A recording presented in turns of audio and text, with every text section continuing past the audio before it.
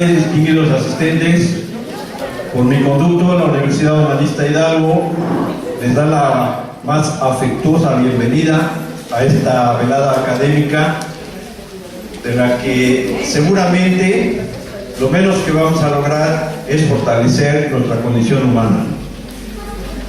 Ayer comentaba el maestro Nati, ayer en la graduación de los alumnos de CCH, UHH, la penúltima generación, que íbamos a tener una gratísima experiencia con la participación de un personaje que ambos conocíamos muy bien.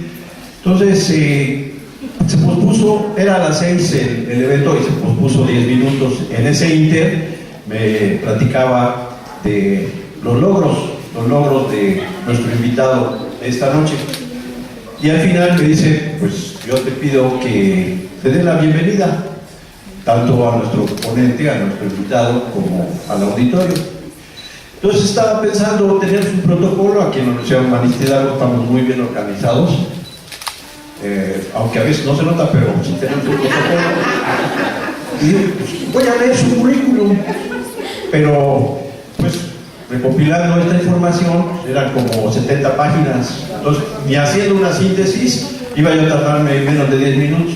Pues mejor voy a platicar de cosas más vinculadas con la rebelión de la esperanza. Entonces empecé a recordar un asunto.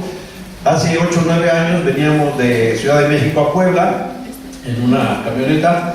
El doctor Jorge Bucay, venía Alejandro y Gracia, yo venía manejando y veníamos platicando. Entonces fuimos por Jorge Bucay, que iba a dar una conferencia en Puebla, en el congreso que en el mes de octubre, en la tercera semana, organiza Carl Rogers todos los años.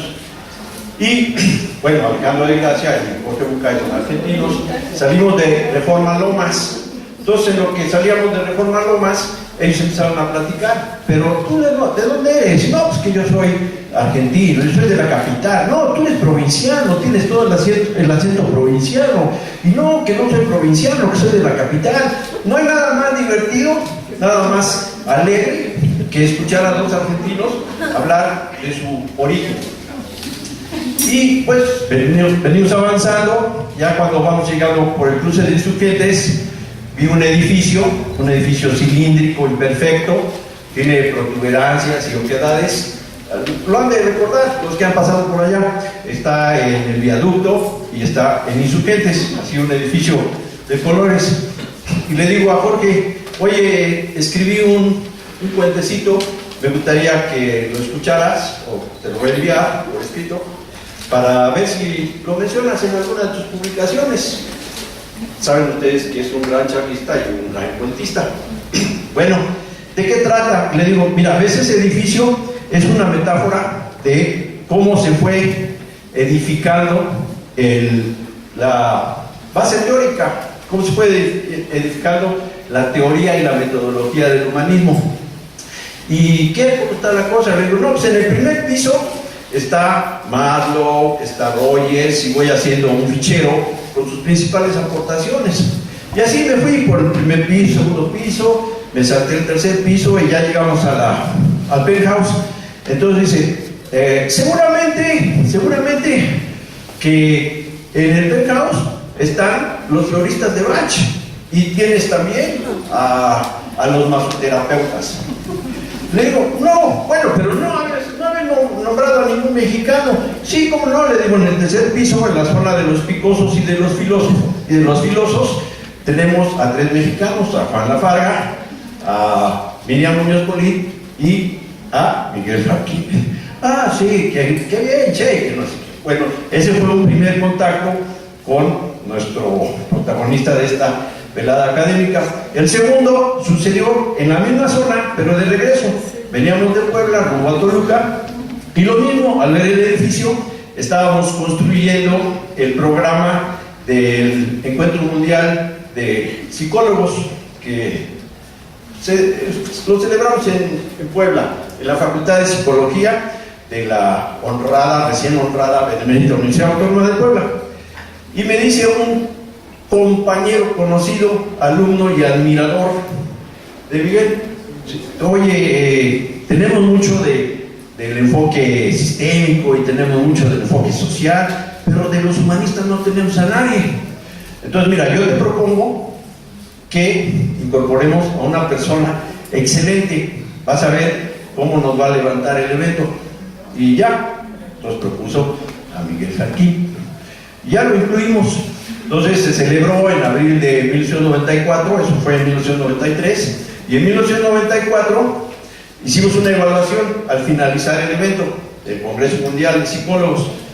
Y en el top 10, mira, venían pues William Master, Bradford Kinney, celebridades, ¿no? Fish,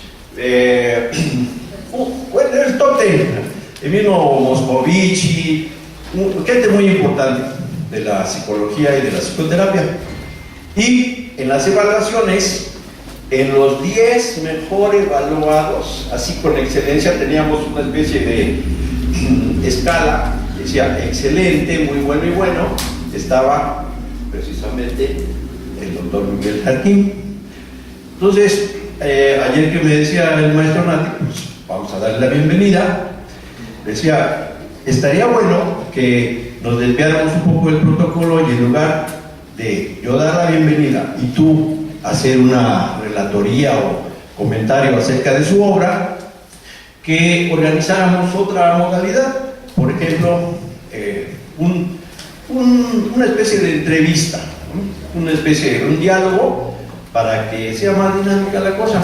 Y me decía, no, pues yo ya preparé mi tema, ya en la mañana lo ensayó muy bien, excelente, excelente.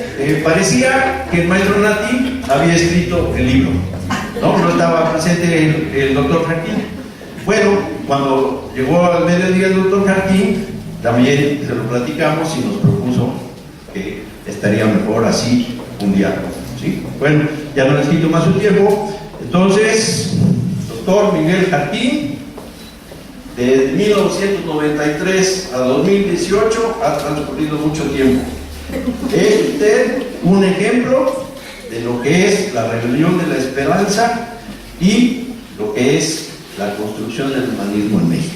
Estamos honradísimos. Se encuentra usted en el momento más productivo de su existencia y vamos a dar paso a este disfrute. Excelente. Bienvenido, doctor.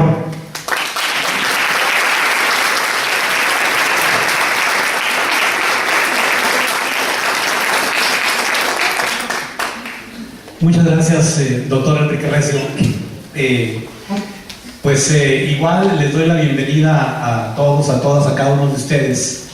Mi gratitud a los docentes que nos permitieron este espacio de sus materias para poder compartir este momento. Y sobre todo, darte la bienvenida, doctor Miguel Jarquín, para presentar este libro que, si bien al inicio del diálogo para su visita a la Universidad Humanista Hidalgo era trabajar con ese documento, entre otros muchos, en el doctorado del desarrollo del potencial humano, me pareció muy importante la presencia del doctor para compartirlo con todos los miembros de la comunidad que estuvieran presentes. Aquí tenemos alumnos de los últimos semestres de la licenciatura en psicología, en psicopedagogía, y tenemos dos grupos de maestría en psicoterapia existencial, en mediación pedagógica, y los compañeros del doctorado en desarrollo del potencial humano. Bienvenido, conocemos tu vida, tu historia, tu trayectoria, un hombre que empezó en su primera formación, su formación inicial. Dicen que ahora los egresados de la actualidad deben reinventarse por lo menos 7 veces en su vida profesional. Yo creo que operaba desde antes, porque Miguel también lleva como 10 reinvenciones y ya sucedían también. Un maestro normalista que trabaja en grupo, que trabaja en comunidades rurales, que trabaja en algunas ciudades, que después abreva a la filosofía, que luego llega al estudio de psicología, que luego hace su maestría y su doctorado en desarrollo humano, que ha publicado 23 libros, no sé cuántos ha escrito, pero ha publicado 23 libros y a nivel personal, y una gran cantidad de libros en trabajo colectivo. Por eso es un privilegio tenerte, aunque sean unos minutos, doctor, el privilegio es enorme.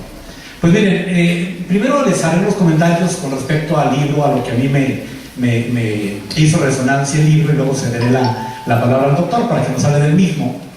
Pero a mí desde el título me parece muy sugerente, un título muy atractivo, confrontativo, cuando dice el humanismo, la rebelión de la esperanza.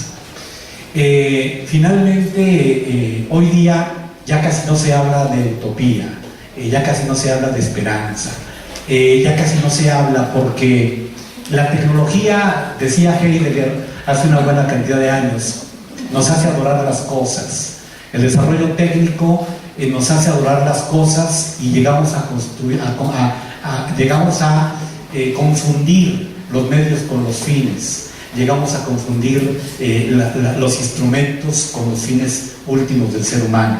La misma alerta que hacía Fromm, la misma alerta que se nos hace desde en México en los jóvenes aquellos del Ateneo, cuando dicen tanto industrialismo puede hacer daño si nos perdemos en el hacer y nos olvidamos del ser. Y entonces en estos tiempos que no se habla de utopía, Galeano decía que la utopía es como una luna que se planta frente a ti. Él decía, se planta frente a ti, tú caminas 10 pasos y la luna se aleja 10 pasos.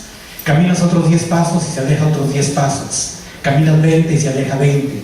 Entonces preguntaba Galeano, ¿para qué sirve la utopía? Y decía, para eso, para caminar. Y lo mismo pasa con la esperanza. Cuando vemos algo que todavía no existe, pero que sabemos que es posible, cuando intuimos a lo lejos lo que puede ser en este devenir humano, no está, pero sabemos que puede construirse, y eso es lo que le da cierto sentido al presente. Y es una rebelión, porque es una rebelión que se transforma en un compromiso y se transforma en acciones concretas. Por eso desde el título me pareció sumamente interesante. Pues en este libro, Miguel, 230 páginas, 4 capítulos, una introducción realizada por la doctora Trini, con cariño como le conocemos en el medio gestáltico, a la doctora Trini. Ella es la rectora de la Universidad Nexum en Sinaloa, y un cierre de Luis Velasco Lafarga, que es el director del Instituto Desafío en Celaya. Es un libro donde cada página tiene de verdad una profundidad enorme. Es un recorrido histórico de cómo llegamos al presente, cómo hemos sido los seres humanos adquiriendo cada vez un mayor nivel de conciencia, y cómo ese nivel de conciencia, una vez que atrapa la mente de algunos cuantos privilegiados y luego se va multiplicando, hace que el mundo nunca vuelva a ser igual. Me recordó a Ken Wilber cuando habla él de los niveles de conciencia, y él usaba una metáfora y decía, es como si fuera una escalera, un escalador y una visión. La visión que tiene el escalador que se trepa la escalera, y cada vez que trepa un escalón tiene una visión más amplia, y luego trepa otro escalón y tiene una visión más amplia, y ya no hay regreso, pues. Él decía que en los tiempos, hace 200.000 años, cuando aparecimos en el mundo y pasamos 190.000 como recolectores, cazadores, él decía que en ese estado de desarrollo teníamos una visión arcaica del mundo. Después ya como recolectores empezamos con una visión mágica. Después pasamos a ser sedentarios, agrícolas, y entonces pasamos a una visión mítica. Llegó la revolución industrial y entonces pasamos a una visión racional, lógica. Y luego llegó la informática, que es la época que estamos viviendo actualmente, y ahora tenemos una visión existencial. Bueno, algunos adelantados ya están hablando de una visión de la cuarta ola, ¿sí? la parte de la era transpersonal. Pero es un nivel de conciencia que lleva miles de años, ha llevado miles de años para llegar a lo que somos hoy en día. Entonces, ustedes, alumnos de maestría, de doctorado, yo, tenemos que tener claro que si hoy somos, es por los que fueron, y porque somos, serán los que serán en el futuro. Porque es un camino muy largo, que se va construyendo de 1000 veredas hasta hacer un camino sinuoso.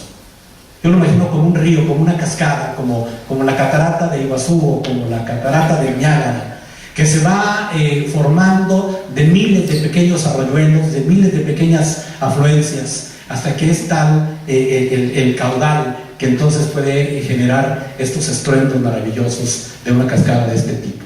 Lo mismo ha pasado con el humanismo y con lo que hoy conocemos, y se nos hace tan normal, Miguel. Aquí, si platicamos un poco, hoy día conocemos palabras y algunas ideas. Por ejemplo, hoy es muy fácil entender que cuando decimos que el ser humano es una totalidad, cuando decimos, oye, el ser humano es una totalidad y el todo es mayor que la suma de las partes, y esa totalidad de pronto surge ante la realidad del mundo, emerge y se manifiesta con todo su ser. Pues si lo dijeran hace 500 años, no entenderían ni siquiera de qué estaban hablando.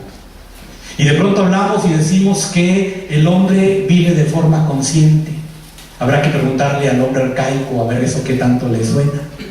O decimos que el hombre vive y tiene capacidad de elección. No solo capacidad de elección, tiene que o puede elegirse a sí mismo. Que el hombre es responsable de su vida. Y conocemos una gran cantidad de términos. De pronto escuchamos hablar de ser en el mundo, fenomenología, filosofía existencial, axiología, realización, actualización, angustia existencial, existencia auténtica. ¿Sí se acuerdan? Pasión, estar en situación, sentido de vida, proyecto, trascendencia, persona comunitaria, potencial humano, creatividad, plenitud. Pero cada palabra en el lenguaje ficticio ha llevado miles de años su construcción. Y cada vez que el hombre inventa a través del lenguaje ficticio una nueva palabra, inventa una nueva realidad. Y hay conceptos que por la fuerza que tienen cuando detonan son más importantes que el descubrimiento de un continente o el descubrimiento de una galaxia. Pues en este libro Miguel nos va a platicar un poco de esta historia del humanismo, un humanismo que ha ido cambiando y enriqueciéndose en cada época, que ha derivado, que tiene una esencia, el hombre como centro de la existencia. Tal vez desde mi punto de vista, Miguel, en la mayor contribución del humanismo fue cuando le arrebatamos a los dioses el control de la ética, de la estética y de la política. Cuando el ser humano dijo, ya no más, no tienen por qué ser los dioses los que definan la ética, la estética y la política. Los seres humanos podemos hacernos cargo de nuestro destino. Y entonces surgen diferentes corrientes de humanistas. Tenemos los más conocidos es el humanismo liberal, del que abreva esta cultura, pero también tenemos el humanismo socialista, también tenemos el humanismo de las ciencias de la vida, el evolutivo, y con sus luces y sus sombras, este humanismo ha ido cambiando al ritmo de los tiempos. Pues me gustaría que, como si fuera un recorrido histórico, Miguel, nos platiques de cómo es que llegamos aquí, cómo es que hoy tenemos esta visión que se ha construido con miles de años en Europa, en Grecia, en América, en México, y que nos prepara para tener una visión existencial, esta visión que es la del presente, pero que nos prepara para dar un salto más y buscar otras formas de concebir al ser humano, otras formas de vivir el humanismo, otras formas de comprendernos y de entendernos a nosotros mismos. Pues bienvenido, doctor, y pues te escuchamos. Muchas gracias, Nati. Muchas gracias, Enrique, por tu presentación, y muchas gracias a los estudiantes y maestros que nos acompañan la noche de hoy. Bueno, este libro, efectivamente, como decía el maestro Nati, ya tiene sus antecedentes, se han ido sumando, y este libro nació de una manera muy curiosa. Primero en una institución que ya mencionó Nati, que es la Universidad Nexum de México. Originalmente era el Instituto Humanista de Sinaloa, y resulta que un alumno egresado del instituto llegó a ser secretario de Educación Pública en el Estado, y entonces le habla a la que en ese tiempo era la directora del instituto y le dice: oye, yo tengo la posibilidad de que pasen de ser instituto a ser universidad. Hagan los documentos y mándenmelos. Y bueno, pues inmediatamente me habló la doctora y me dice: oye, Miguel, tenemos esta oportunidad y hay que ponerle nombre. Y empezamos pues hay que ponerle este nombre, hay que ponerle aquel, hay que ponerle más allá, y bueno, los nombres eran complicados porque no atinábamos. Por ejemplo, el de alguien decíamos, pues Universidad Fritz Perls, ya, porque ya la conocemos. Carlos Núñez, pues como que ya no suena tan bien medio barrerito, como... No, entonces hay que buscar otro grupo. Bueno, la región de donde está esta institución está en un lugar que se llama Tres Ríos. Le digo, oye, Universidad de los Tres Ríos suena bonito. No, dice, hay un hotel que se llama así. No nos conviene el nombre. Venas, pues tampoco el nombre. Y así nos pasamos, pero se nos olvidaba. Y pasaba casi un año y de repente me hablaba, oye, Miguel, el nombre de... Dice, ay, el nombre. Y otra vez, como una semana se nos ocurría y se pasaba otro año. Total, que un día le habla el señor secretario de Educación y le dice, oye, fulanita, pues me quedan 2 meses y yo entrego la secretaría. Si no aprovechan eso para el nombre, ahí verás. Y no, pues me habla por teléfono, Miguel, hay que hacer la fundamentación de la universidad y ya luego le ponemos nombre. Pues órale, vamos a hacer la fundamentación. Y ya hice la fundamentación, de hecho también me acuerdo que le dije, ¿como para cuándo? Ya saben, en México, ¿verdad? Como para ayer. Bueno, pues entonces te lo mando. Como unas 8 páginas. Y se fue. Y bueno, a la Secretaría de Educación Pública le gustaron mucho las 8 páginas, quedaron muy contentos, autorizado, y el instituto pasa a rango de universidad. Seguía el problema del nombre. ¿Y cómo le ponemos? ¿Y cómo le ponemos? Total que ella, en una ocurrencia que tiene y en una plática con otro de los maestros del instituto, se les ocurre la palabra nexum, que es una palabra de latín. Y, oye, ¿qué quiere decir eso? Pues nexum quiere decir vínculo. Y me imagino que ustedes saben, los que están dentro de la formación de psicología y de psicoterapia, que en este momento hay una renovación interesante dentro de la terapia Gestalt y están trayendo a colación a la fenomenología. Y la fenomenología se caracteriza por un punto de partida que es la conciencia vinculante. Es decir, la conciencia que hace un vínculo, la conciencia que genera una relación, la conciencia que nos pone a uno con otro. Ah, pues Nexum. Y así nació la famosa Universidad Nexum de México, que ahora está cumpliendo 2 años, ¿no? Es una bebecita. Y se viene una celebración, a uno de los salones le ponen mi nombre, y bueno, pues ahí vamos al festejo, y lo que ustedes quieran y manden. Y al día siguiente, tomando café, le digo a la doctora, oye, pues yo creo que ya es tiempo de que tengamos un documento que nos diga finalmente a qué humanismo le vamos a apostar, porque finalmente hablamos de uno, hablamos de otro, unos dicen una cosa, otros dicen otra, y todas se valen, nada más que creo que tenemos que tener como una propuesta propia en nuestro modelo educativo. Oye, dice, muy bien, pues escribe. Bueno, ok, y ya hicimos una negociación ahí que también tiene que ver con la lana y esas cosas. Eso fue en febrero de hace 2 años. Y ya empecé a escribir ese capitulito que tenía que ver con la historia del humanismo. Y bueno, aquí empieza el primer tema. Un error de lo que yo llamo el lenguaje cósico, es decir, el lenguaje que dice cosas, es que cree que siempre dice lo mismo. Y bueno, los padres de antes decían, mira, esto es así, y luego le añadían, aquí y en China. Hoy que afortunadamente tenemos más relación con los chinos, nos hemos dado cuenta que son puras mentiras que decían nuestros papás, porque aquí y en China es otra cosa totalmente diferente. Por ejemplo, algo muy sencillo, si yo en este momento hago esto, ¿qué estoy señalándoles a ustedes? Un saludo. ¿Un saludo? No. El número 3. ¿Todo el mundo de acuerdo? Sí. Si estuviéramos en una reunión de Boy Scouts, estaríamos diciendo, el grande protege al chico. Es el caso. Y si estuviéramos en Japón, sería el 2, porque ellos cuentan los números que están abajo, no los que están arriba. La fenomenología lo que nos enseñó, entre otras cosas, es que las palabras no dicen cosas, dicen relaciones. Y entonces, bueno, a partir de este concepto empiezan a cambiar las cosas. Visto así, pues el humanismo no es el mismo aquí en Chile. Primer dato, las palabras hay que ver, si no decirlas, por lo menos comprenderlas en plural. No existe el humanismo, existen los humanismos.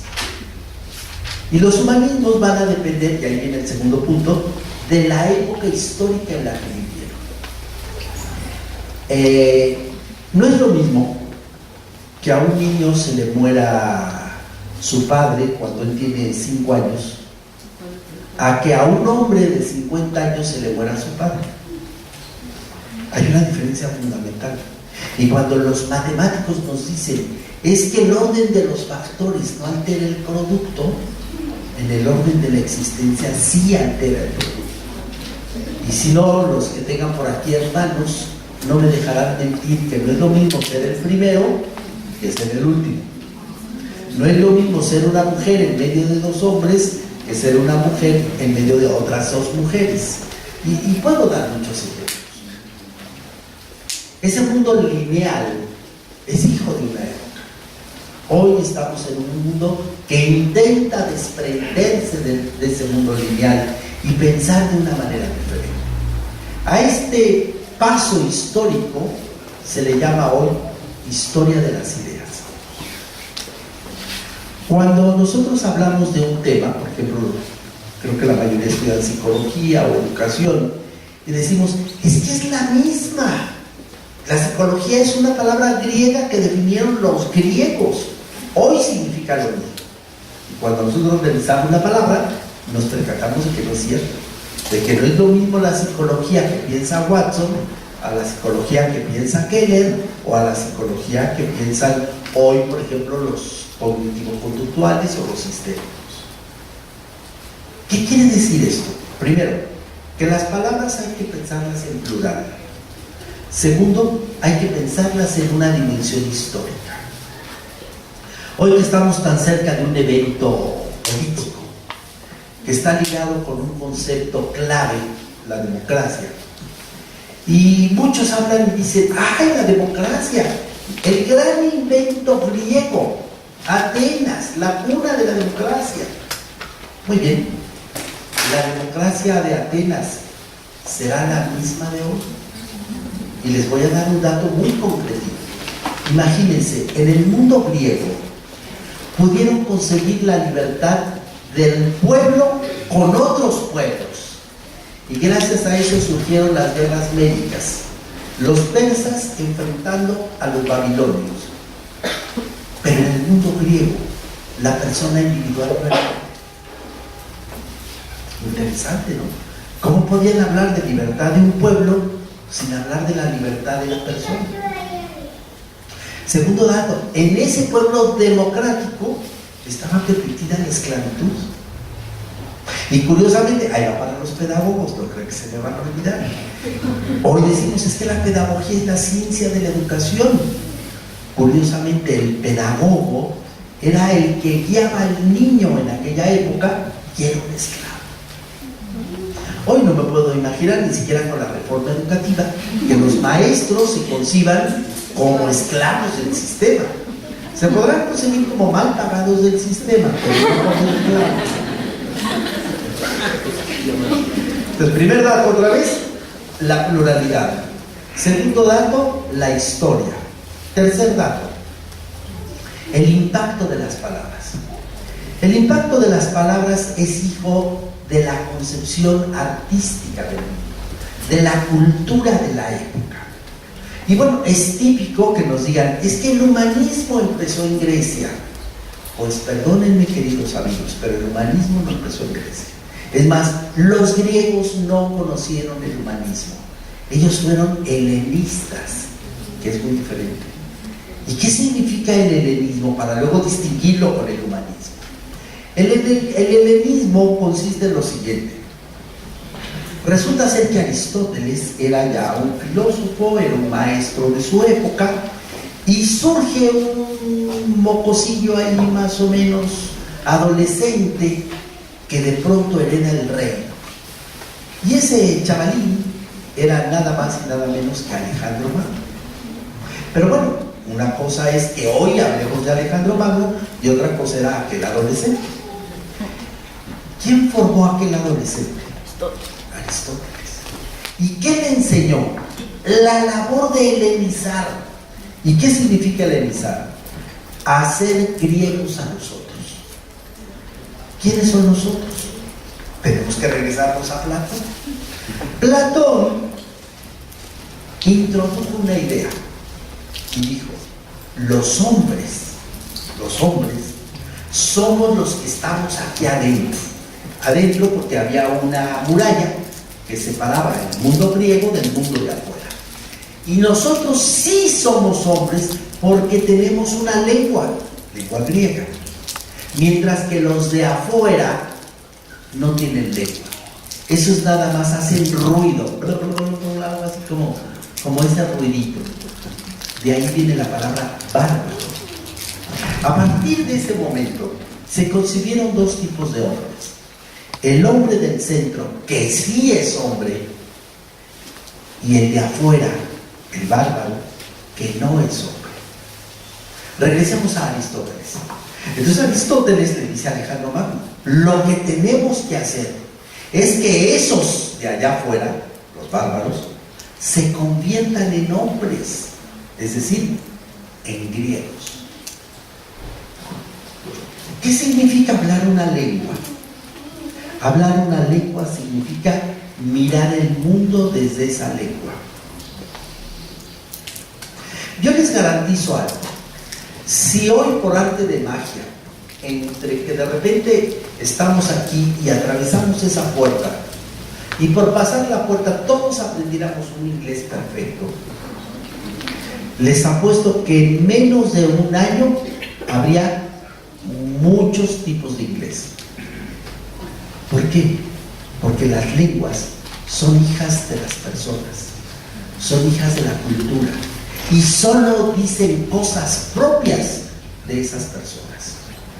Otra vez volvemos al tema. Creemos que como las palabras dicen cosas, pues las palabras son las mismas. Pondré ahora un ejemplo. Yo tenía una amiga, justamente en la época de la normal, por ahí me acabo de encontrar una persona que fue mi alumno allá en aquellos años de los 70, ¿verdad? Orgullosamente mi querido amigo allá.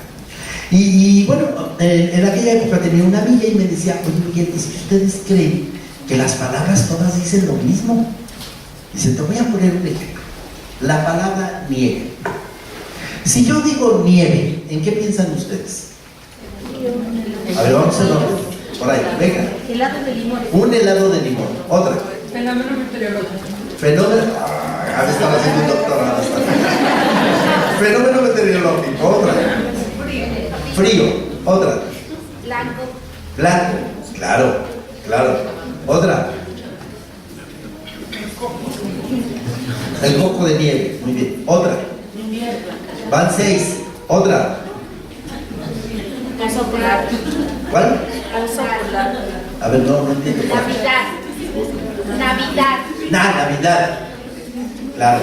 Imagínate que un tiempo viví en Colima y en la época de Navidad hacía un calor de 25 grados y el pobre Santa Claus andaba chorreando ahí.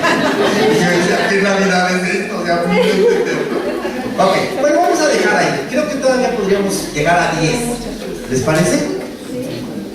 La palabra nieve en la zona de nieve, en Alaska, tiene 400 palabras para decirse. Y yo en ese momento le dije a ella: 400 palabras para lo mismo. Y dice: ese es tu problema, creer que la palabra dice lo mismo. Y resulta que no. Fíjate, por ejemplo, no es lo mismo la nieve por la que puedes caminar, no es lo mismo la nieve por la que te vas a deslizar, no es lo mismo la nieve en la que puedes hacer un agujero para pescar, y me empezó a dar ejemplos de los tipos de nieve, y cada una tiene su propia palabra. ¿Vamos juntos? Volvamos a ligar con lo griego que estábamos diciendo.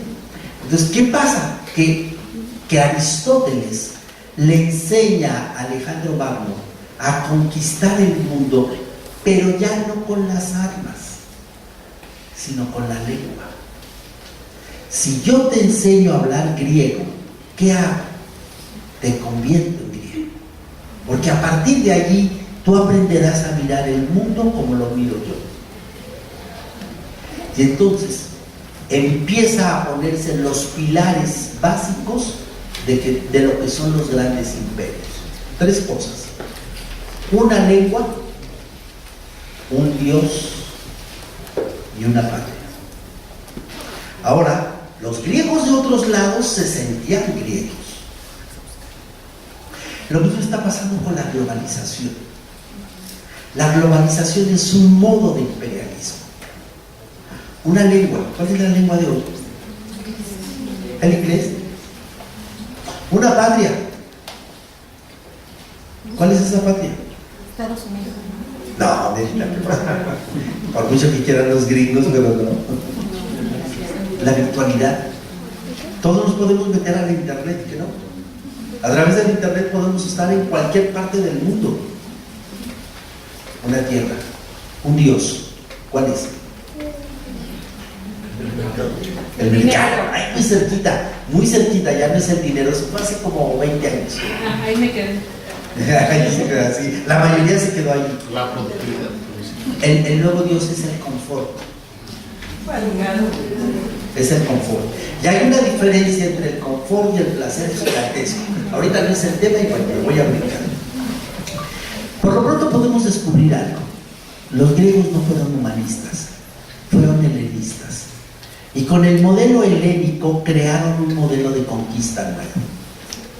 Y si no aprendemos a descubrir esas formas de conquista, ni cuenta nos daremos cuando seamos sus esclavos. Los investigadores que tienen que escribir con el modelo APA. ¿Quién dice que el modelo APA vale la pena? Una porquería. Ah, pero es gringo, ¿o no? Y como es gringo, tenemos que hacerlo. Hay tantos modelos con los cuales podemos citar que a fuerza tenemos que meternos en uno, porque si no, fíjense en esto, no somos científicos. ¿Y qué? Ese señor es el que dice quién es el científico. Eso hicieron los griegos al decir estos son hombres y estos no son hombres. Pero pasémoslo después a España. Cuando los españoles llegan a América Latina con un nuevo humanismo, el humanismo cristiano, el humanismo de los reyes católicos de España, pues traen un humanismo que dice hagamos que los que no son hombres, ¿quiénes eran esos?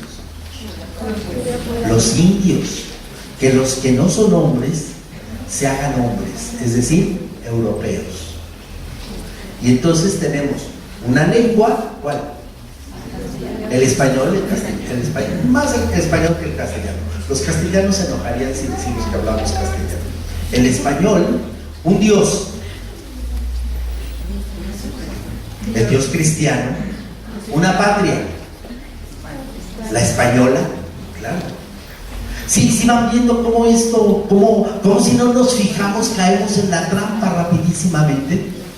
Bueno, en medio de estos imperialismos surge un movimiento en Florencia y un grupo de pensadores se reúnen en torno a un obispo brillante, que más que brillante de la cabeza fue brillante por reunir a los pensadores de esa época, el obispo Savonarola. Y bueno, en torno a él se va reuniendo una serie de personajes, entre ellos Petrarca.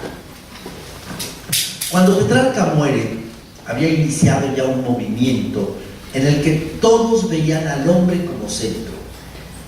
Podemos recordar que en esa época Pico de la Mirándola publicaba un librito así chiquitito que se llama Oración por la dignidad del hombre. Y déjenme contarles un chisme de es muy interesante, sobre todo para los que no entregan los trabajos a tiempo, ¿no? Se fue la luz, que eran muchas hojas, que no pudieron acabar el libro, no, estos chismes que acostumbran, ¿no? Fíjense, él hace su doctorado en teología y a la edad de 19 años termina su doctorado. había publicado 90 libros. 90 libros.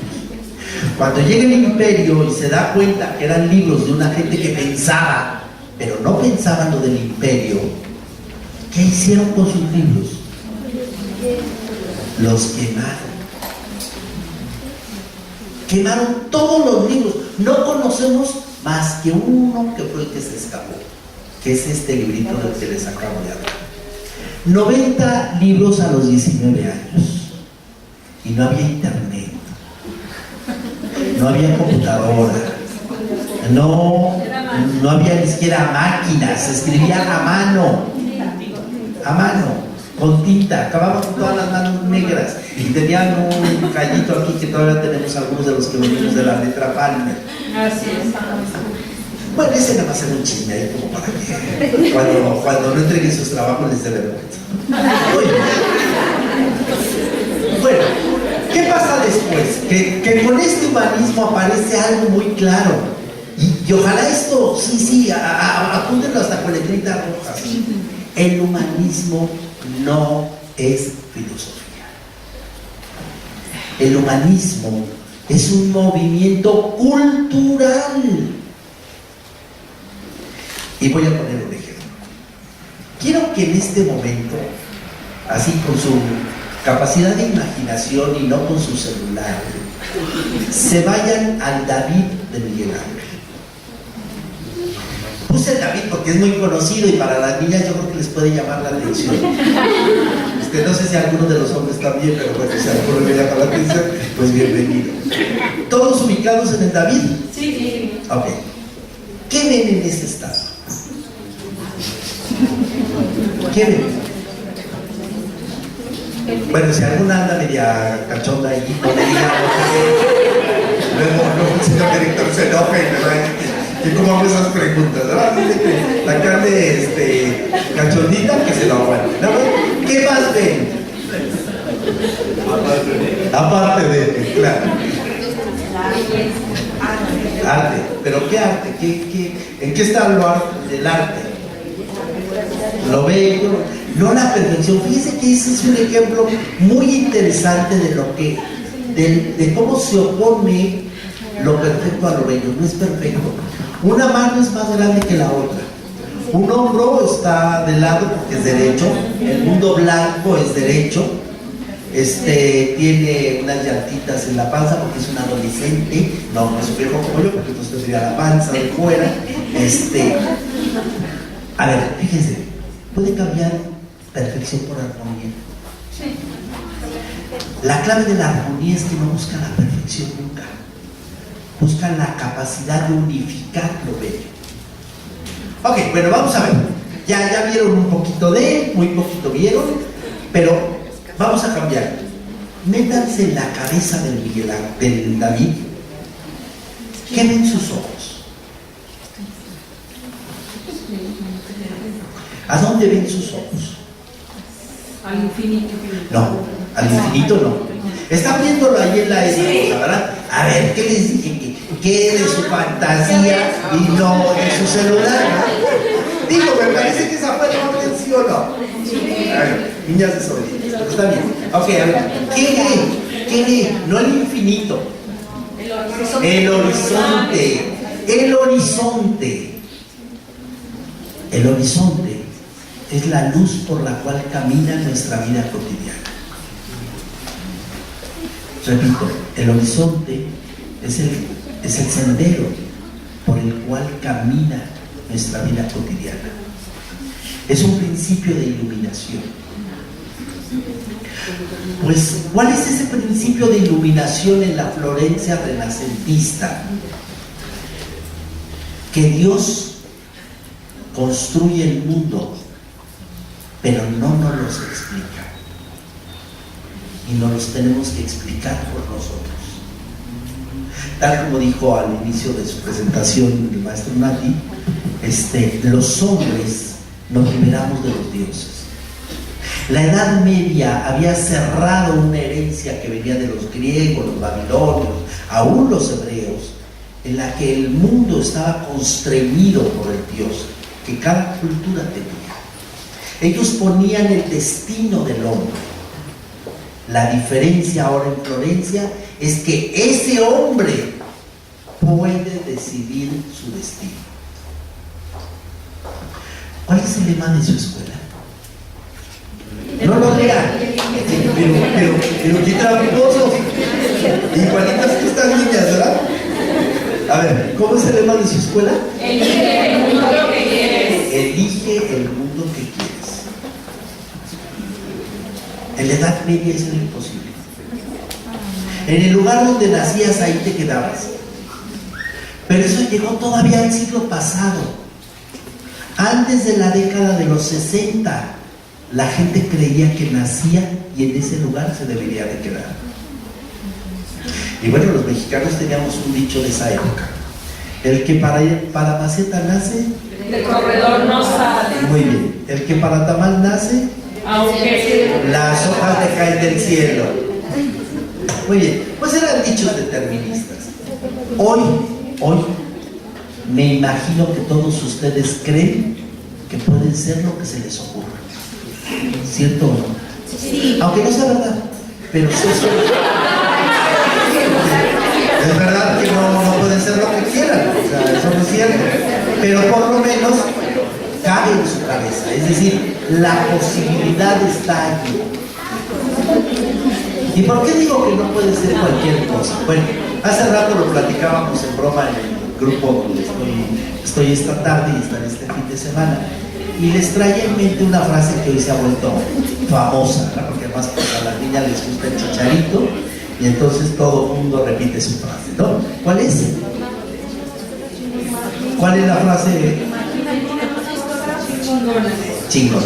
Imaginémonos cosas chingonas, ¿verdad? Perdón por mi francés. Sí, está bien. Pero ¿saben qué? Imaginarlas no sirve de nada. Mientras esas cosas que imaginamos no se vuelvan estratégicas, no se vuelvan viables y pongamos los pasos para alcanzarlo, ¿saben qué? Por magia no nos van a llegar. Si ustedes se acuestan y se ponen el libro de biología en la cabeza, no por osmosis les va a entrar ni va a ser automático. Podrá entrar por osmosis, otra cosa diferente, pero el libro no. ¿Qué quiere decir eso? Que el mundo renacentista estaba empezando con algo muy interesante: la vida de la libertad. El maestro Nati tocó otro tema muy importante, y es el concepto de utopía, que justamente nace en esa época. Un personaje de ese tiempo llamado Tomás Moro publica un libro que se llama Utopía. Esta palabra en griego significa utopos.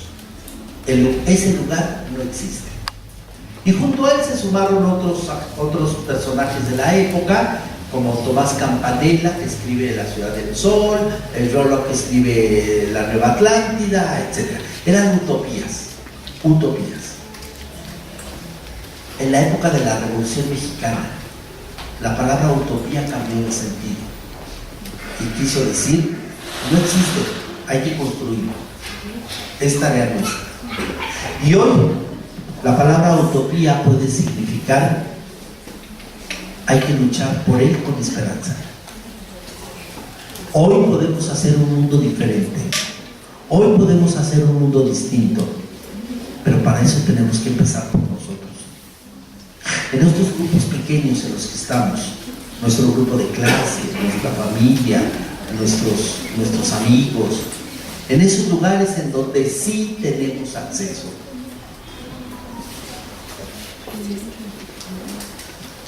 Bueno, ya vamos viendo este recorrido, hemos llegado ya a la época del Renacimiento, la época de los descubrimientos de América. Quiere decir que andamos por ahí de 1500 y pedazos. Echémonos un brinco y pongamos 1600.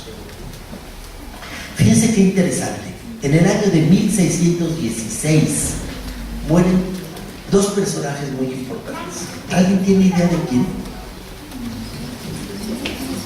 No tienen que saber, no se asusten, para que no crean que les van a reprobar mi historia literaria. Bueno, estos dos personajes son uno, Miguel de Cervantes Saavedra, y el otro es William Shakespeare. Curiosamente, ellos publican dos obras que cambiarán la historia de la humanidad. Don Miguel publica el famoso Quijote, que seguramente todas hicieron guajes a leerlo en secundaria. Le dieron un resumencito, luego se lo entregaron al profe y se hicieron las que habían hecho un ensayo maravilloso, ¿verdad? Y a William Shakespeare, no sé si con trabajos han visto por allí Romeo y Julieta, algunas versiones bastante malas, pero ambos autores trabajaron con un tema que era totalmente novedoso, y ese tema es la conciencia. La conciencia es una palabra que, aunque ya existía, aparece por primera vez de manera seria y responsable. ¿Qué es la conciencia? Si nosotros lo ponemos en Don Miguel de Cervantes, la conciencia es aquella que nos introduce a ese mundo que tenemos que crear. ¿Quién era Don Quijote? Un viejo flaco inútil que no servía para nada. ¿Quién era la Dulcinea? Una aldonza que era una prostituta que trabajaba en una ¿cómo se llamaban estas cosas? ¿Vale? En una taberna. Gracias. Le pregunté al señor director para que nos mostrara sus habilidades nocturnas. No sé qué hace, como está aquí la dama primordial, no, hombre, no reconozco la palabra. Se sacó usted perfectamente, si no, le iban a agarrar como a los futbolistas, ¿verdad? Y luego mañana tenía que andar con fotos pidiendo de una taberna. Pues que era una prostituta, eso era la que era la Dulcinea, y la convierte en la mujer más importante del mundo. Pero ojo, fíjense ustedes, ¿qué es la conciencia para Don Miguel de Cervantes? Es pensar en un mundo diferente, creer en un mundo diferente, apostar por ese mundo diferente. La conciencia sirve para leer la realidad, pero también sirve para fecundar la realidad.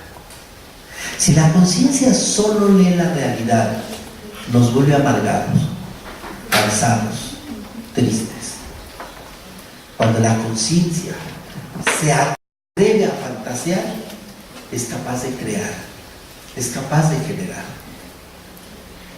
Ese es el concepto de Don Miguel de Cervantes, y por eso, para Don Miguel de Cervantes, curiosamente, el hombre cuerdo es un tonto, mientras que el loco es un sabio.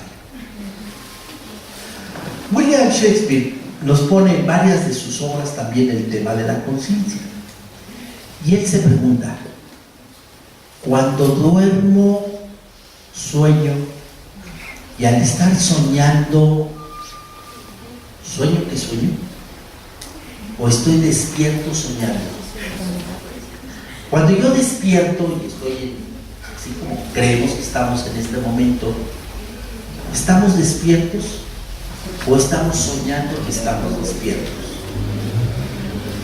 ¿Cuál es el límite de la conciencia? ¿Cómo sabemos que de verdad estamos despiertos si cantidad de veces vivimos dormidos?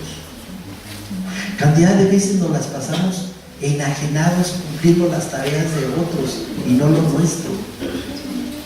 Pensemos un momento, así bien sencillo, ¿cuántas cosas suben a su muro o a sus redes y no tienen nada que ver con ustedes?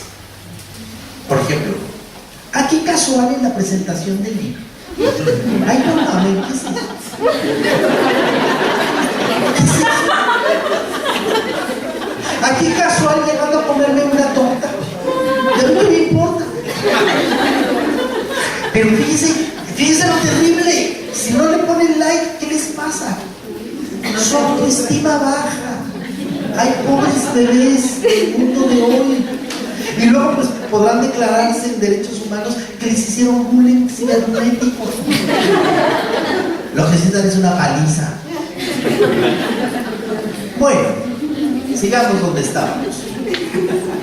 William Shakespeare lo que nos plantea es la vivencia profunda de la conciencia que se relaciona con otras conciencias. Y por eso en su obra aparece el problema de los celos, el problema de la envidia, el problema del abuso, porque las obras de William Shakespeare no son novelitas, son descripciones profundas de la condición humana. Mientras estos autores están escribiendo estas obras, hay un personaje que va de su mano y se llama René Descartes. René Descartes ha descubierto también el tema de la conciencia, pero ahora fíjense dónde lo va a poner. Cogito ergo sum. Pienso, luego existo. Y fíjense, qué grave que haya puesto el acto de existir confirmado por el acto de pensar. En la Ciudad de México, hace muchos años allá, yo creo que también por los 70, había una tiendita de puras porquerías, ¿no? Y de hecho decía, aquí se venden puras porquerías. Por supuesto que estaba llena de gente, porque aquí somos expertos en comprar porquerías. Bueno, y había unos llaveritos bien interesantes que decían, a veces me siento y pienso, otras veces nada más me siento. Y es verdad, les queda claro que es mucho más lo que vivimos que lo que pensamos. No, y está bien. Imagínense si todo el tiempo estuviéramos pensando, estábamos locos. Primum vivere, David filósofo. Primero vive, luego filosofa. Fíjense ustedes, el problema del mundo de hoy es que se la pasan fuera de lo real. Se la pasan soñando en cosas que no son. Se la pasan en relaciones que no tienen. ¿A poco no? Fíjense nada más, qué grave. Seguramente todos ustedes por lo menos han oído hablar de un literato dentro del enfoque existencial que se llama Albert Camus. Él es un argelino de orientación formado en el mundo francés y publicó varios textos muy importantes. Y en uno de ellos dice: tanto luchar la humanidad por la libertad para que los hombres de hoy libremente decidan hacerse esclavos. Qué grave, ¿no? Qué grave. El instrumento maravilloso de nuestra esclavitud se llama celular. No está mal que usen el celular, hombre, es una maravilla, la verdad es una maravilla.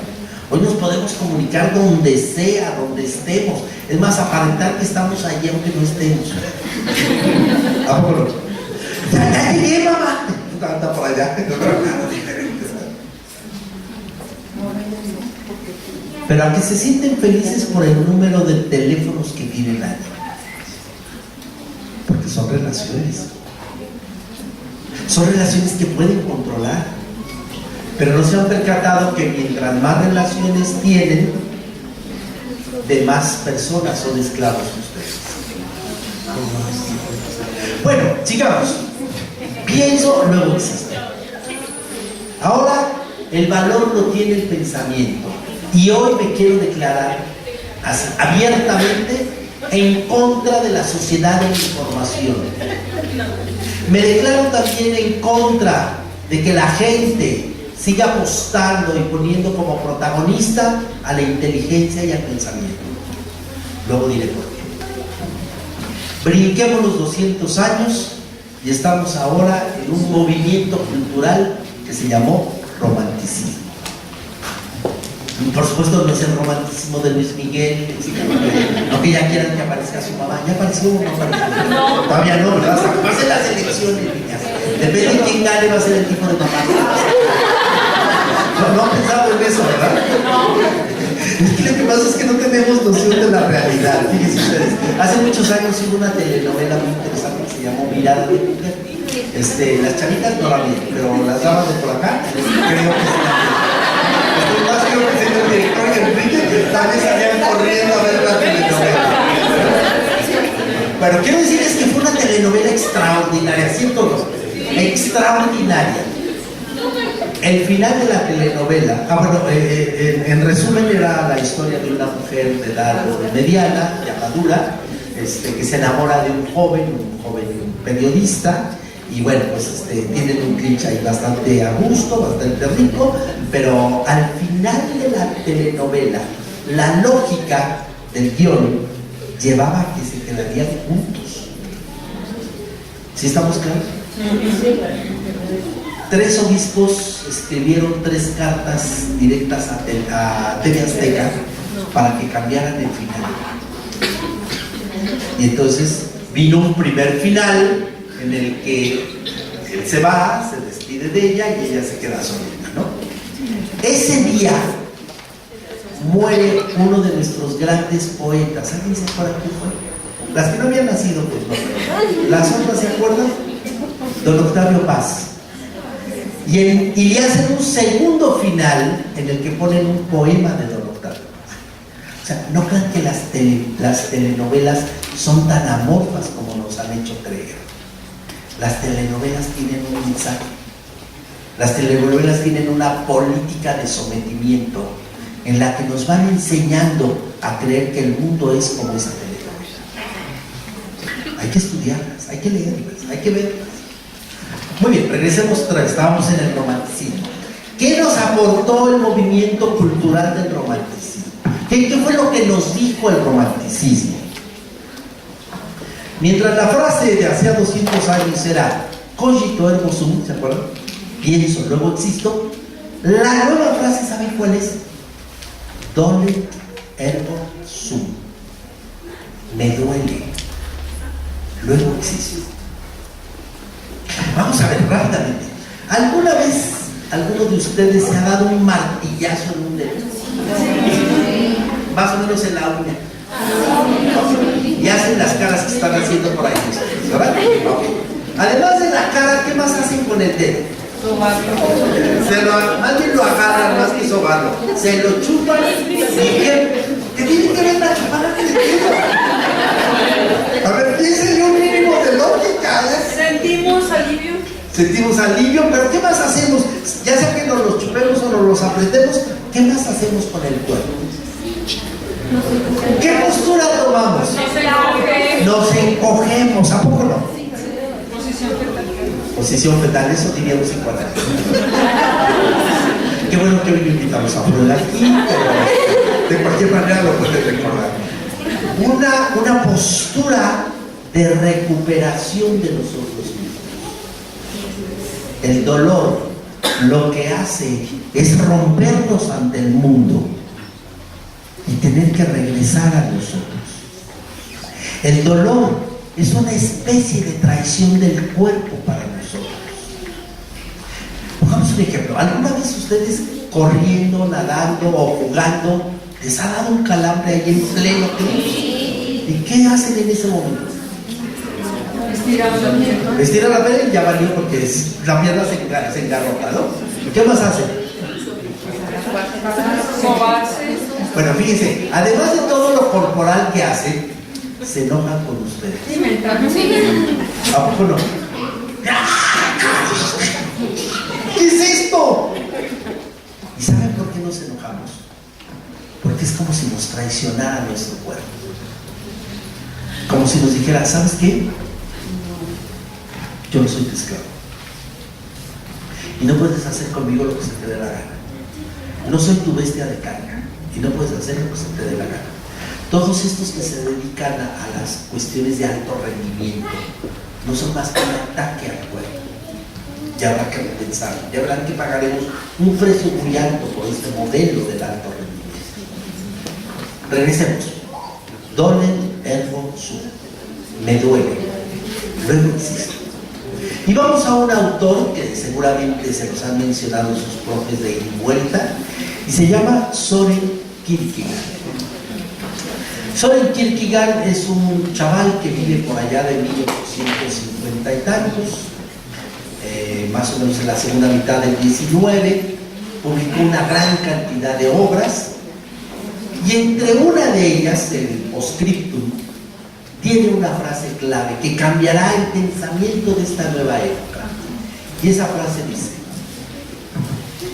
existir es elegirse a sí mismo. Fíjense lo que significa eso. Existir es elegirse a sí mismo. Y a lo mejor si alguno de ustedes piensa con una lógica rápida, va a decir, pues ni modo que no. Pero la realidad, ¿saben? Es que la mayoría de la gente no se elige a sí mismo. ¿Ustedes saben cuál es la adicción más grave del mundo de hoy?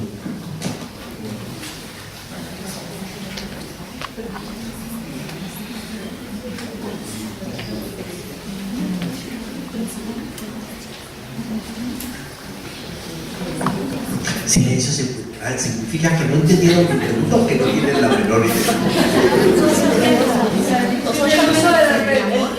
El uso de las redes. No, nenita, hay una peor que esa.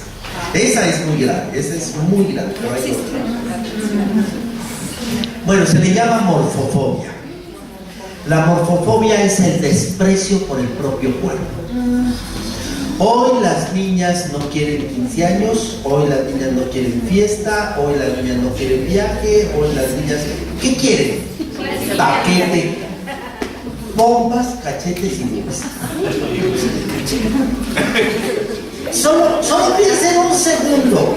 Una niña que a los 15 años no se siente bonita,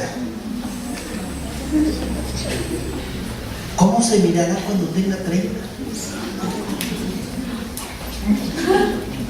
Y además de que ya no servirá para nada los arreglos que le hicieron, porque finalmente se cae, ¿no?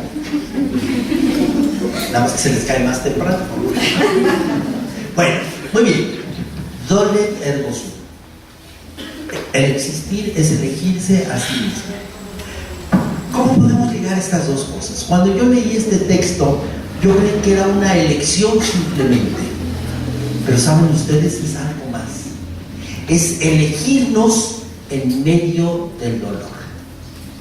Yo sé que esto, para la sociedad de hoy, que no cree en el dolor, que desprecia el dolor, que tiene mejorales para todo, por supuesto que les cuesta trabajo pensar que nacemos en medio del dolor. Pero bueno, vamos a hacer unas preguntas rápidas.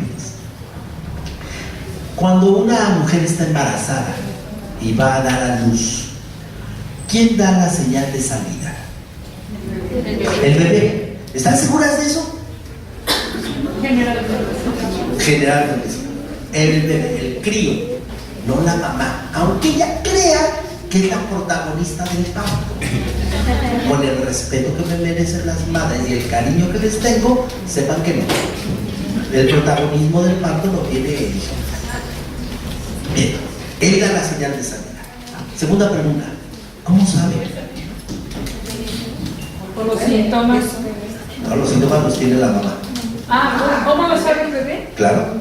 ¿Él es el que da la señal o no? Ok, sí. Porque va avanzando en el canal. No. Por el tiempo. Incomodidad. Tampoco. ¿Quién dijo por aquí incomodidad? ¿Incomodidad de qué? No cabe. No cabe ya. Que sabia, muy bien. El crío da la señal porque ya no cabe. Primera lección: cuando ustedes estén en una relación en la que ya no caben, es tiempo de salir.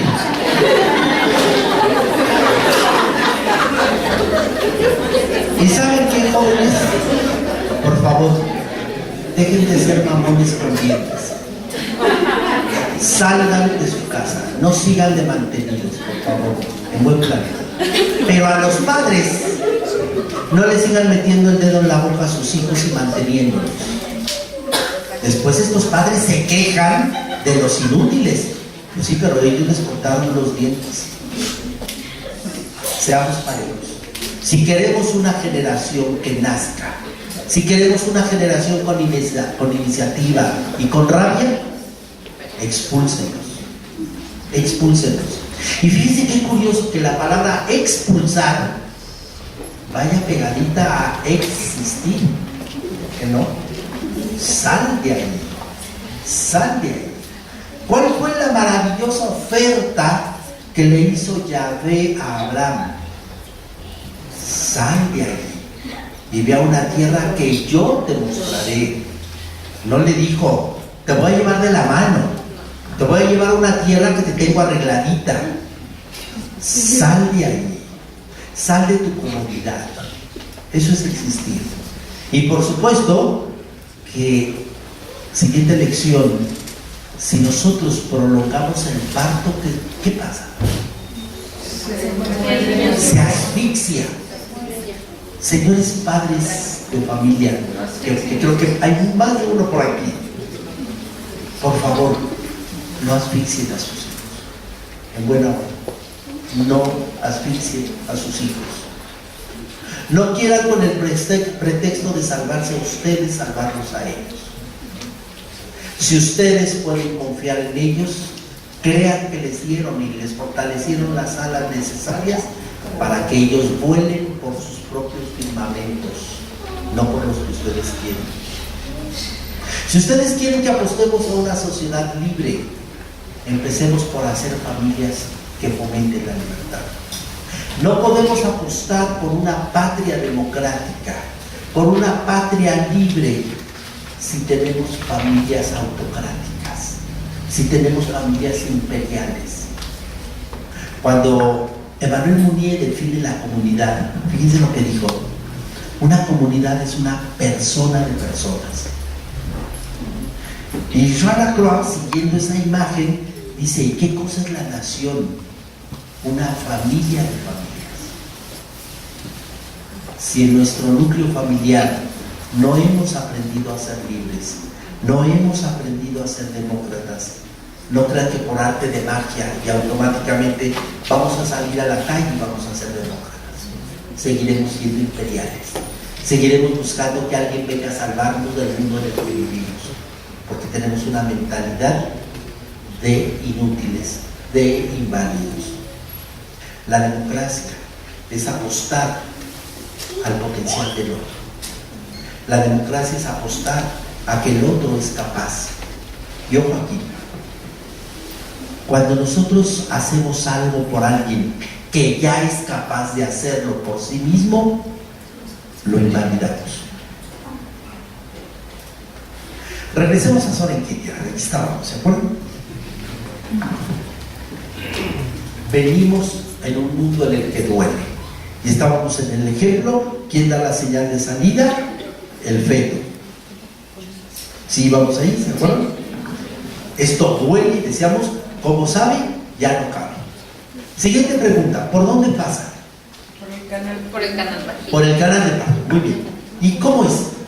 Estrecho. Estrecho, sinónimo de estrecho. No, chiquito no, para nada. Angosto. Siguiente lección. Nadie nace si no pasa por lo angosto. Y si cambiamos angosto por angustia, ojo, nadie nace si no pasa por la angustia. ¿Seguimos juntos todavía? ¿O ya murieron en este tema? Porque resulta que hoy queremos parto sin dolor, ¿que no? Hoy queremos que no le duela. Hoy queremos que no se angustie. Pues en el enfoque existencial apostamos a que venga la angustia. Y don Miguel de Unamuno, en uno de sus escritos, dice: si yo tuviera un amigo al que amara tanto, le haría un regalo. Abriría su pecho y le encajaría en el corazón la angustia. Pues yo también deseo eso para la generación de hoy. Que se angustien, que les duela la vida, que les duela el mundo, que se raspen las tripas. Jovencitos, sepan una cosa: el confort no es el futuro del mundo. El confort solo nos hace inválidos, inútiles. Y está bien, un mínimo de confort. Ya hasta Tomás de Aquino, imaginen, en el siglo XIII escribió la Suma Teológica. se requiere un mínimo de confort para ser virtuoso. Claro que sí, estoy de acuerdo. Pero dijo mínimo, no frieguen. Ahora quiero que no sea confortable. Sigamos en este recorrido y vayámonos ya brincando para ir cerrando esta reflexión. ¿Qué aportó esta necesidad de enfrentar el mundo a través del sufrimiento? Algo novedoso que no existía: el sentido de la vida. El sentido de vida no tiene que ver con el sentido de vida que vieron otros pueblos y en otras épocas. Ahora aparece un nuevo sentido de vida que tiene que ver con el crear significados que hagan valiosos el mundo. Y ahora nos vamos a encontrar ya con el humanismo del siglo XX, concretamente el humanismo del enfoque existencial. En el enfoque existencial hubo un evento muy interesante. A mí me va la frase otra vez ahí. Algunos de los pensadores existenciales decidieron no escribir libros de filosofía o ensayos muy complicados, o si los escribían, paralelamente escribir obras como novelas, dramas, obras de teatro, etc., poemas. Y entre ellos se encuentra Albert Camus. Ya lo mencioné hace rato. El otro es Jean-Paul Sartre, y por supuesto habrá que mencionar a Simone de Beauvoir. Bueno, Sartre publica un libro, una obra de teatro maravillosa, se llama Las Moscas. En esta obra, Sartre nos hace una reflexión fundamental. La mayoría de las civilizaciones les encanta vivir pegados al pasado. Y por eso tenemos tantos rituales de muertos, y por eso tenemos en nuestras casas el montón de cuadros de los muertos. Bueno, esta cosa terrible, ¿no? Que cuando entra uno parece que entra a la casa de las momias. Pero fíjense ustedes que este punto de ir al pasado nos genera la incapacidad de crear un mundo nuevo. Frases como estas: no, hombre, es que ya los frijoles me salen como a mi mamá. Y pues qué vergüenza, ojalá algún día te salgan como a ti. Es que ya pongo la mesa como la abuela. Pues qué pena, ojalá un día la pongas como tú. Pregunta rápida: ¿dónde creen que tienen los ojos? En la cara. En la cara. Pero fíjense cómo hice la pregunta: ¿en dónde creen que tienen los ojos? Es verdad, eso es lo que creen. Pero ¿saben qué? Perdónenme, pero la mayoría no los tienen ahí. Los tienen en la nuca. Todo el tiempo se la pasan pensando en el pasado. ¿Cuándo van a aprender a mirar para adelante? ¿Cuándo van a aprender a apostar por un mundo que todavía no existe? Por un mundo que no tienen que estar controlando, que no tienen que estar dirigiendo. Nos fascina controlar. ¿Por qué? Porque no estamos vivos. Mientras más vivos, menos controlamos el mundo. Mientras más controlamos, menos vivos. Y aquí es justamente donde entra este tema de la esperanza. ¿Qué cosa es la esperanza? ¿A qué se refiere la esperanza? Que hace rato Nati conectó con la utopía, ¿se acuerdan? La esperanza solo aparece en los momentos de desesperación. Cuando estamos totalmente perdidos, cuando estamos en la total oscuridad, y nos atrevemos a romper con nuestra soberbia y caer de rodillas ante el altar de la vida y decir: no puedo más.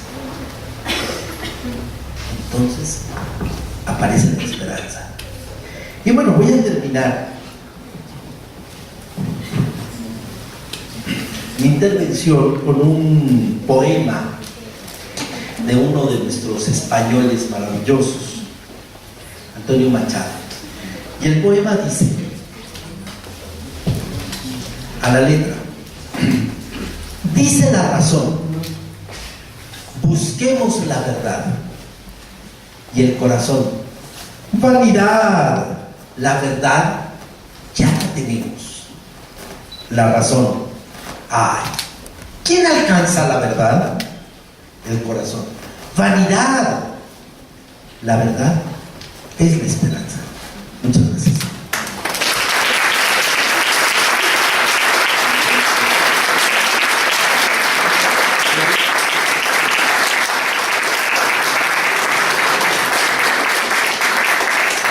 Muchas gracias, Miguel. Queda abierto un espacio para preguntas. Ahí con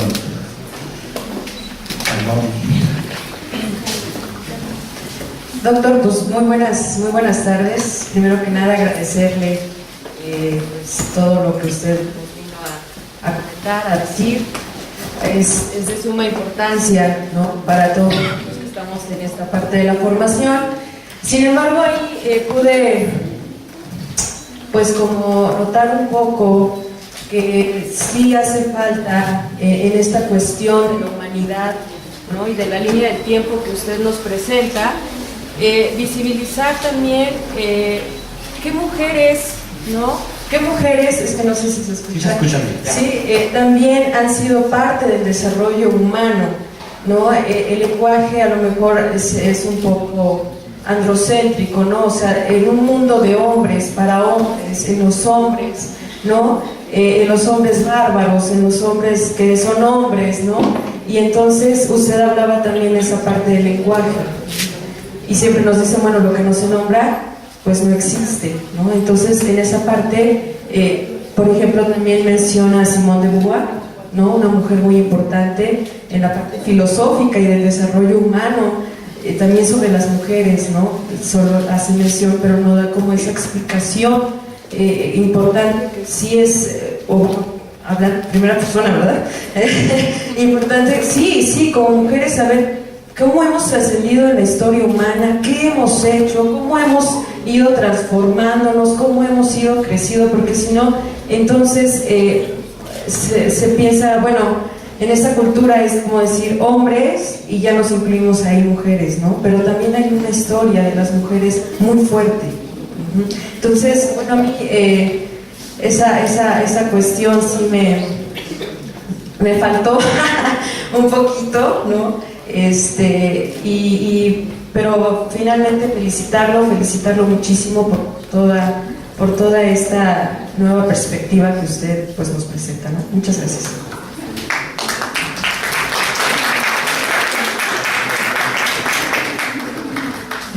Muchas gracias. Su pregunta es un reto. No es la primera vez que me aparece. Fíjese usted que hace, yo creo que como unos 5 o 8 años, invité a una amiga que pertenece al movimiento personalista. Ella es la doctora Inés Riego. Tiene un libro muy lindo que se llama Presencia de Mujer. Y el día que íbamos a hacer la presentación de su libro, ella decía, es que si el mundo no hubiera sido gobernado por los hombres, sino por las mujeres, ¿cómo sería? Y bueno, yo sé que su pregunta traía colita, ¿verdad? Por supuesto, ay, sí, sería bondadoso, animoso, cariñoso, chipi. Y bueno, ya cuando me tocó hablar a mí, yo le decía, es que no es verdad. La mujer y el hombre tienen una condición humana que está por encima de su encarnación. Sin embargo, tiene usted toda la razón. ¿En dónde están esas mujeres? ¿Dónde las podemos rastrear a lo largo de esta historia? Y bueno, no está nada fácil. Yo de hecho le prometí a ella que haría búsqueda de mujeres que hicieron filosofía o literatura, etcétera, y no está nada fácil porque le rasca uno y no aparece. Pero no es porque estuvieran en un mundo de hombres para hombres, permítame hacer una precisión ahí, sino porque les tocó vivir, como a nosotros también, en un mundo patriarcal. El mundo patriarcal es un mundo que alimentamos hombres y mujeres y que no nos dimos cuenta, teníamos ganancias. Ustedes dirán de repente, ¿pero cuáles ganancias teníamos nosotras? Ustedes eran las dueñas de las emociones. eran las dueñas de los hijos, eran las dueñas del hogar, eso traía un montón de tareas, eso es cierto, pero tenían una parte que dominaban. Cantidad de decisiones las tomaban las mujeres, aunque los hombres creíamos que las tomábamos nosotros. Entonces, sí, todavía. Entonces, creo que aquí el punto está en cómo podemos generar juntos una visión no patriarcal. Pero para eso tenemos que revisar esta historia. Y hay un capítulo de ella que se titula de una manera maravillosa. Dice, de la his story a la her story. En español no tenemos esa forma de hacer esta distinción, ¿no? De la historia de la mujer narrada por el hombre a la historia de la mujer narrada por la mujer hay una diferencia enorme. Y bueno, quiero citar a una de las pensadoras más importantes de hoy. Se llama Esther Cohen. Si no la han leído, te la recomiendo. Es una judía maravillosa. Y fíjese que ella dice algo muy interesante. ¿Por qué dicen de los judíos que somos víctimas del holocausto? Pues las víctimas son los que se murieron. Nosotros somos sobrevivientes. Por ahí creo que tiene que empezar esta her story, ¿no? No son víctimas de la sociedad patriarcal, son sobrevivientes en la sociedad patriarcal. Y me parece que si las mujeres y los hombres nos tomamos de la mano y empezamos a generar un lenguaje nuevo, una mirada nueva, apuestas diferentes, creo que podremos hacer algo muy interesante. Y me encantaría que las mujeres hicieran tesis sobre esta manera de pensar diferente. El que la mujer, por ejemplo, ha renunciado a su manera de pensar propia para pertenecer en ese mundo patriarcal al lenguaje masculino. Entonces han desarrollado una lógica lineal, una lógica masculina, en lugar de echar mano de su lógica circular, su lógica intuitiva, es totalmente diferente. Y bueno, pondré solo un ejemplo en el orden de las lenguas. El náhuatl es una lengua femenina, mientras que el español, el francés, el portugués, todos los que vienen de las lenguas románicas y del griego son lenguas masculinas. Esto trae consecuencias muy interesantes. Por ejemplo, en náhuatl no podemos decir mi esposa, porque no existe el posesivo. No puedo decir mi tierra, porque no existe el posesivo. ¿Qué consecuencia inmediata tendríamos en eso? Una, que no existiría la propiedad privada. Y para los grandes empresarios, eso nos pondría en riesgo. ¿Sí me explico? O sea, el lenguaje, esta visión, no es solo una cuestión de académica, no es una cuestión de cosas bonitas, es una cuestión de compromiso histórico. Y bueno, yo le prometí a la doctora Inés que iba a procurar poco a poco ir incluyendo en mis pláticas, en mis escritos, escritoras. Y bueno, poco a poco lo voy haciendo. No ha sido fácil porque yo tampoco las conozco muy bien. Yo fui formado en este mundo de hombres, con pensamientos de hombres. Más, yo soy de la generación que tuve un pie en el mundo anterior y ahora tengo un pie en el mundo de hoy. Y no creo que me gusta mucho. De repente me hace ruido, que llego y no hay quien me sirva la cena, ¿verdad? Y digan, ay, pues ahí no calientas de algo, ¿no? O que mi esposa piense más que yo, o que mi esposa tenga un puesto académico superior al mío. En mi generación no estábamos acostumbrados a eso. Entonces hemos tenido que aprender un camino nuevo. Le agradezco su intervención y me encantaría que pudiéramos tener estos compromisos concretos, prácticos. Una, hacer esa hair story. Dos, buscar esas mujeres que pensaron aunque no escribieron. Hay un librito por ahí para los que les interesa el mundo hebreo, se llama Las mujeres de la Biblia. Y es algo muy interesante, ¿no? Cómo las mujeres estuvieron en medio de Sansón, en medio de Holofernes, etc. O sea, no nada más hubo hombres, también hubo mujeres que estaban ahí pendientes. Y bueno, creo que de ahí podemos sacar una tarea interesante. Claro. Muchas gracias.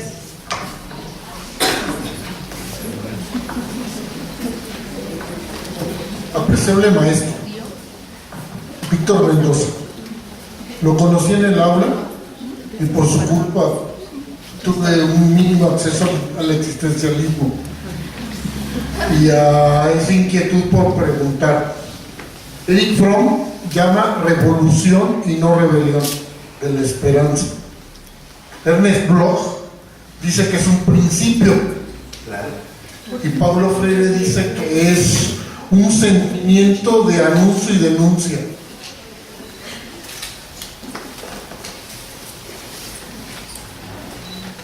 A ver si conecto con la segunda pregunta.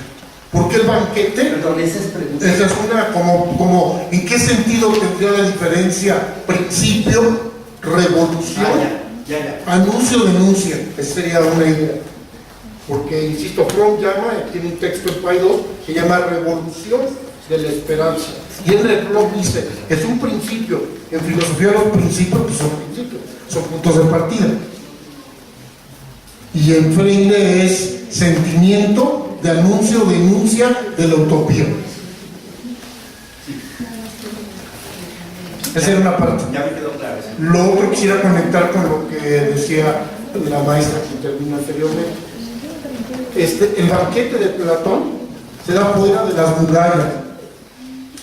Perdón, el banquete. El banquete de Platón, el diálogo, Sócrates, se da fuera de las murallas. Y en muchas partes refiere a la sabiduría egipcia anterior a la griega.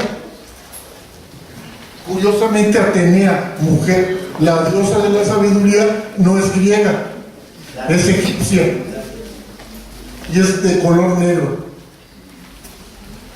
Hasta ahí.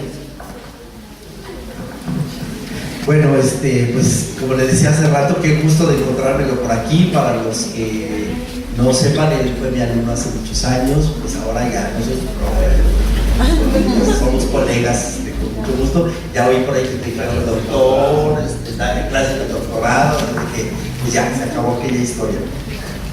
A él le debo un pequeño apodo que me puso por ahí en la universidad, que ahora se lo acabo de recordar. Muy bien. Por supuesto, dos preguntas muy interesantes, dos planteamientos muy interesantes. El primero, voy a empezar por el segundo autor que menciona, que es Ernest Bloch. Justamente el último capítulo de mi libro, el último apartado del último capítulo de mi libro, lo titulo de esa manera, ¿no? Al fin, la esperanza como principio. Ya un recorrido de los últimos pensadores sobre la esperanza, y menciono justamente a Ernest Bloch, quien hace una aportación muy interesante en desmantelar, poner en evidencia la sociedad de desaliento en la que vivimos. O sea, no es cualquier cosa. Por supuesto, yo de alguna manera le debo a él mucho de ese último apartado. Ahora, ¿cómo se ligan estos tres autores? Que me parece que en el fondo los tres están en la misma línea. Creo que Erich Fromm, cuando usa el término de revolución, sigue siendo marxista. Ernst Bloch también viene de allá. Sin embargo, a mí la palabra rebelión es un poco jugar con esa palabra. Por un lado, se revela en términos de ser, es indómita, insurrecta, pero también se revela en lo chica, ¿no? Se nos hace presente. Entonces, viene ese juego. La idea de Paulo Freire es muy bonita, denuncia y anuncio, porque es el acto profético. Y una persona que cree en la esperanza y no sea un profeta, no puede creer en la esperanza. Pues bueno, esa sería esta primera conexión. La segunda era, a ver, acuérdenme tantito. Sobre el banquete de Platón. Sobre el banquete, bueno, sí, ya. Claro, el primer problema que tenemos es que me hablas del Sócrates de Platón, no el Sócrates de otros griegos. Por ahí, ¿te acuerdas? Aristófanes nos presenta a otro Sócrates, ¿no? Pero bueno, el Sócrates de Platón no es más que el interlocutor de lo que pensaba Platón. Cuando Platón iba a decir la verdad, lo pone en boca de Sócrates. Primer dato. Segundo dato, recuerde usted que la teoría de Platón está basada en un pasado. Todo ya lo sabemos. El acto dialógico en Platón realmente no es dialógico, es una repetición. Y por eso la pedagogía de Platón es una pedagogía de la anáplasis, una pedagogía de la recordación. Cuando yo le pregunto algo a la persona, ella recuerda lo que ya sabe. En Platón no hay una visión de esperanza, no hay una visión de futuro, está todo en el orden de la repetición. Creo que por ahí iría esta parte, y eso le permite justificar el sistema esclavista que desarrollaron los griegos.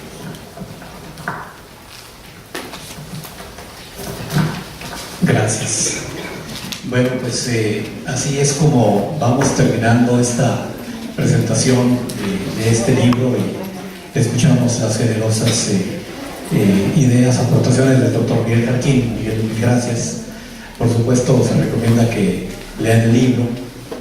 Va a estar aquí, por supuesto, a la venta ahorita al final. Tiene un costo muy módico. Ojalá que lo puedan adquirir y lo puedan profundizar. Porque, bueno, por el tiempo no nos habló, por ejemplo, de los pensadores mexicanos. Hemos hablado mucho de los europeos. Después hemos hablado mucho de los americanos.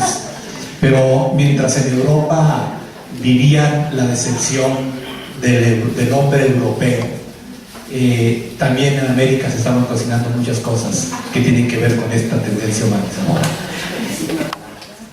A ver, 1910, ¿a qué le suena? A la Revolución Mexicana, ¿verdad? Y pues al desastre pavoriento en el que arrancábamos. Pero ese mismo año sale el documento oficial que funda la Universidad de México. Las balas y las ideas salieron el mismo día. Y así empezamos el siglo XX, convulso, así con las luces y las sombras que hacen a todo ser humano y a toda sociedad.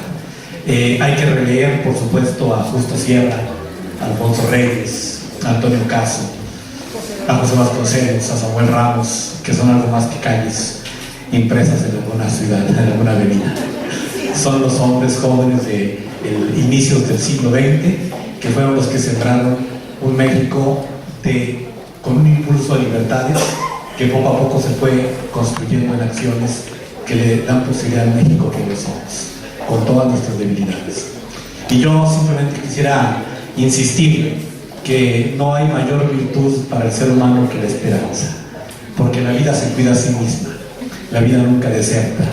Basta una pequeña grieta para que la vida sobreviva en todo este planeta maravilloso que poblamos, al que llegamos muy tarde y que seguirá viviendo sin nosotros si nos apendejamos un poco, porque tenemos nuestros propios retos como seres en situación. Los que hacen tendencias del futuro nos dicen que tenemos 3 amenazas: el colapso ecológico, el colapso económico y el colapso nuclear. El colapso ecológico, que urge de acciones inmediatas de todos, acciones constantes, pertinentes, para poder recomponer este universo, este planeta que hemos destrozado en tan solo 200.000 años, bueno, en los últimos 500 años. El colapso económico, producto del desempleo. Hoy los jóvenes saben, como hace mucho tiempo no se sabía en la humanidad, lo terrible que es vivir en el desempleo, en el precariato. Ya no somos proletarios, ahora son precariatos, ¿no? Donde viven sin condiciones de salud, donde viven sin condiciones de certeza, donde un joven hoy día tendrá que trabajar en 30 empresas a lo largo de su vida para poder subsistir.